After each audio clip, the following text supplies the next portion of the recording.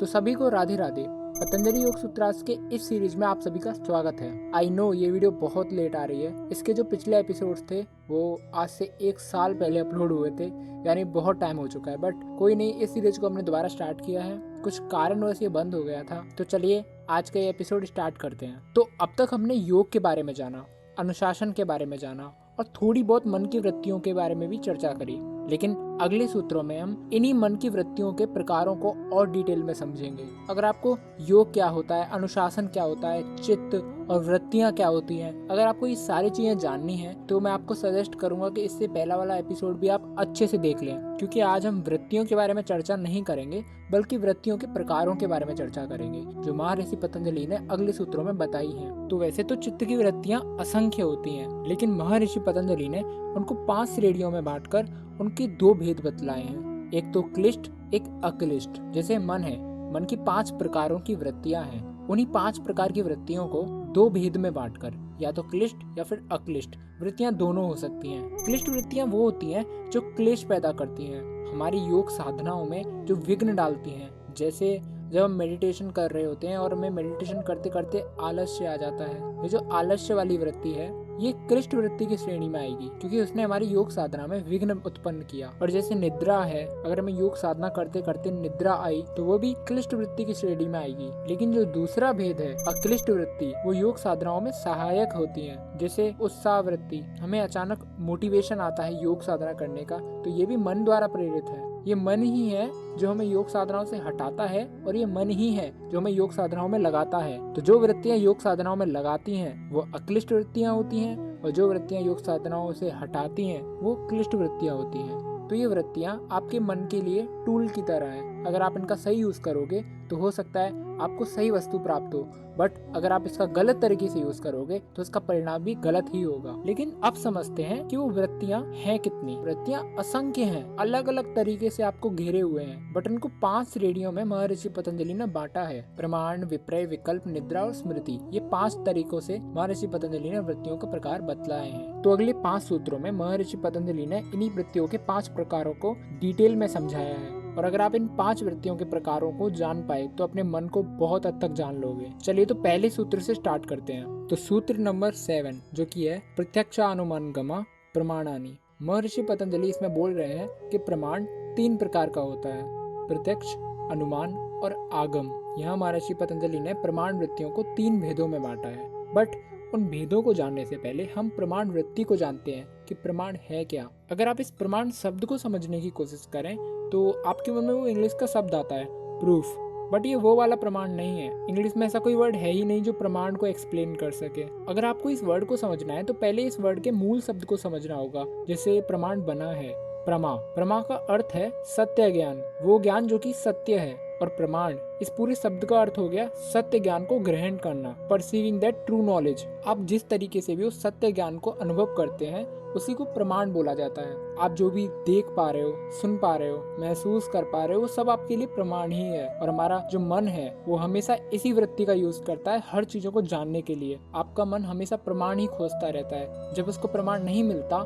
वहाँ वो चीजों को नकारने लगता है। और पतंजलि ने इसी प्रमाण को 3 भागों में डिवाइड किया है, प्रत्यक्ष, अनुमान और आगम। तो प्रत्यक्ष प्रमाण को समझने की कोशिश करें तो ये बहुत इजी है।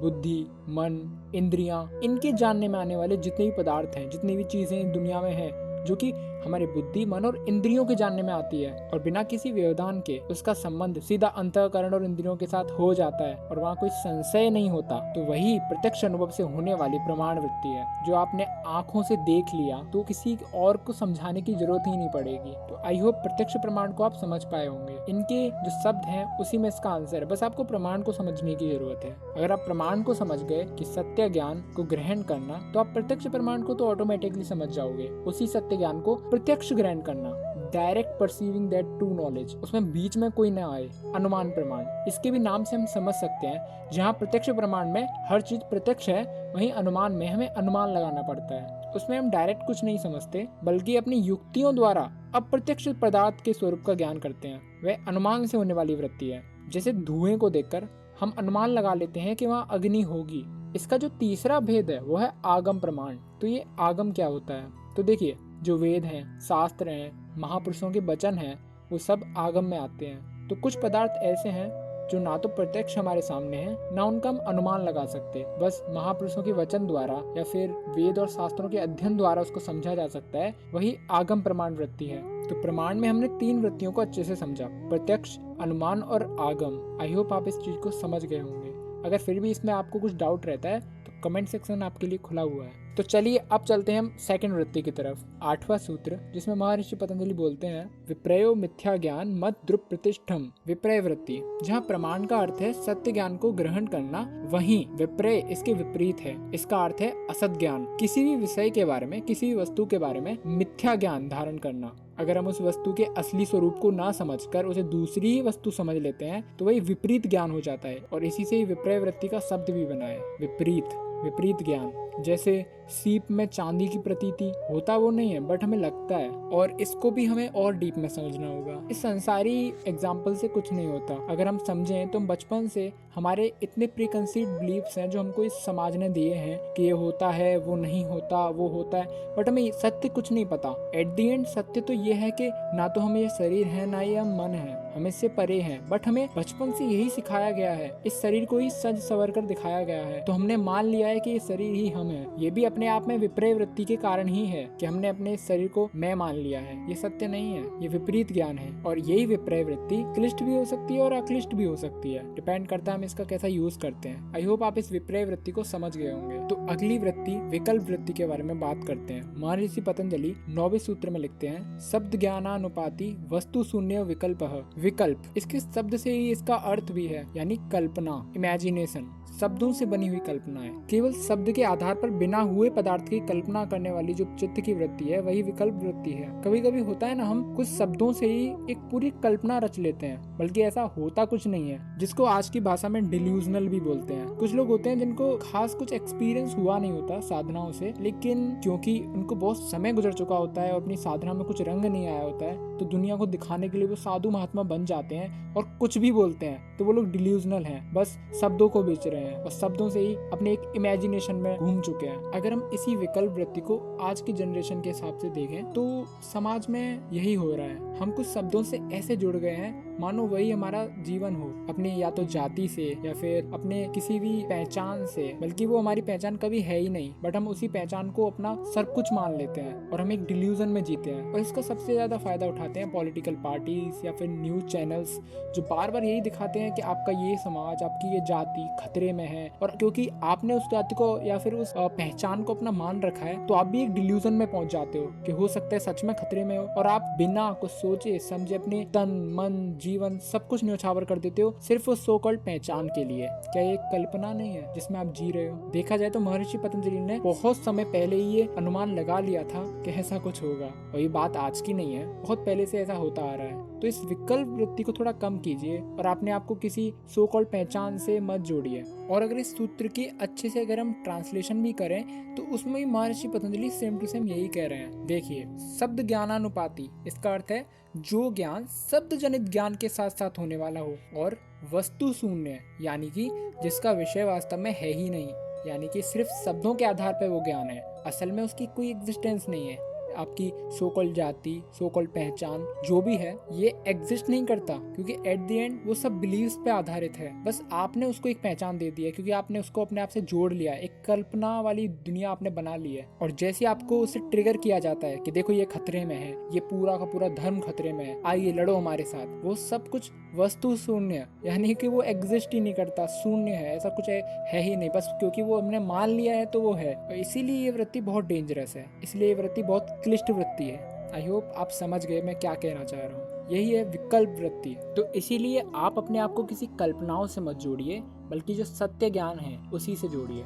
चलिए अगली वृत्ति के बारे में बात करते हैं। तो जो अगली वृत्ति है वो है निद्रा। महर्षि पतंजलि अगले सूत्र यानी 10वें सूत्र में बोलते हैं, अभाव प्रत्यलांबना वृत्ति निद्रा। अभाव के ज्ञान का अवलंबन यानी ग्रहण करने वाली वृत्ति निद्रा है। जिस समय मनुष्य को किसी भी विषय का ज्ञान नहीं होता, केवल मात्र ज्ञान के अभाव की प्रतीति रहती है, यानी कि मुझे कुछ ज्ञान नहीं है, ज्ञान के अभाव का ज्ञान, वह अभाव के ज्ञान का ज्ञान जिस चित्त की वृत्ति के आश्रित रहता है वही निद्रा वृत्ति होती है। निद्रा भी चित्त की वृत्ति विशेष है। अब आप बोलोगे निद्रा में तो हम कुछ समझ ही नहीं आता कि क्या हुआ। जब आप सोते हो फिर उठते हो तो आपको कुछ समझ नहीं होता कि उस रात हुआ क्या, क्योंकि आप तो निद्रा में थे। तो ये चित्त की वृत्ति कैसे हुई? देखिए, एक्चुअली हमें लगता है कि हमें कुछ नहीं पता, बट हमें सब पता होता है। जब भी हम नींद से उठकर बोलते हैं कि आज बड़ी अच्छी निद्रा हुई, या कहते हैं कि हमें बहुत गहरी नींद आई, तो यानी कि आपको आभास था, आपको खबर थी कि आपको गहरी निद्रा थी। इस स्मृति से ही यह सिद्ध होता है कि निद्रा भी एक वृत्ति है।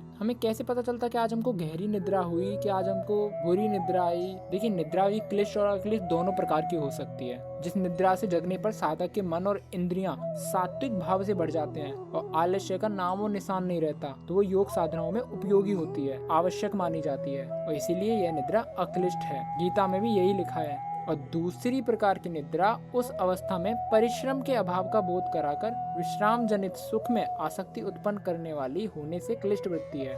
निद्रा का साधनाओं में बहुत रोल है। कैसी निद्रा आई, इससे ये पता चलता है कि आप साधना कैसे कर पाओगे। तो अब बात करते हैं अगली वृत्ति की, जो कि है स्मृति। महर्षि पतंजलि अगली सूत्र यानी 11वें सूत्र में बोलते हैं, अनुभूत विषय संप्रोष स्मृति है, यानी कि अनुभव किए हुए विषय का न छिपना अर्थात प्रकट हो जाना ही स्मृति है। इसको हम बहुत इजी वे में अगर समझें तो जितने भी हमने अब वृत्ति समझी, यानी प्रमाण वृत्ति, विपर्य वृत्ति, विकल्प वृत्ति, निद्रा वृत्ति, इन 4 प्रकार की वृत्तियों द्वारा अनुभव में आए हुए जो संस्कार चित्त में पड़े हुए हैं, उनका ही पुनः प्रकट होना, पुनः स्फुरित होना ही स्मृति है। स्मृति को अगर हम इंग्लिश वर्ड के टर्म में समझे तो मेमोरी वही स्मृति है। इन्हीं स्मृति से संस्कार बनते हैं। जो कुछ भी हमको अनुभव होता है, जो कुछ भी हम आज देख रहे हैं, सुन रहे हैं या समझ रहे हैं, वो सब कुछ से हमारे मन में जो थॉट्स, आइडियोलॉजीज बनती हैं, जो कुछ भी हमारे मन में बिलीफ्स बनते हैं, उन सब से सबसे पहले संस्कार बनता है। और उन्हीं संस्कार जो हमारे चित्त पर पड़ते हैं, वो जब दोबारा हमें कभी याद आते हैं तो वही स्मृति कहलाती है।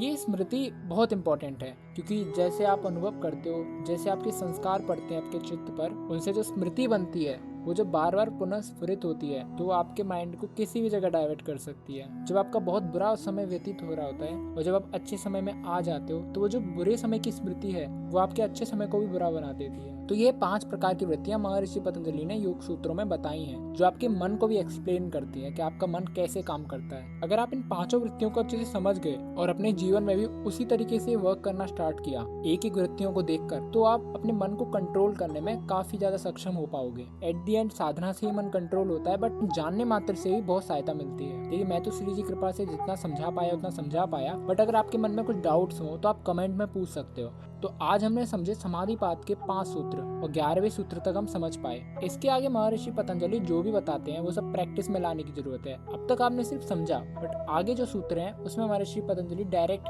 मेथड्स बताएंगे कि कैसे इस मन को कंट्रोल किया जाए। तो मैं कोशिश करूंगा कि जल्दी जल्दी हम अगली वीडियोस ला पाएं, बट अगर टाइम लगा तो मुझे माफ कर देना। चलिए, तो वीडियो भी काफी लंबी हो चुकी है। मिलते हैं हम नेक्स्ट वीडियो में, तब तक के लिए राधे राधे।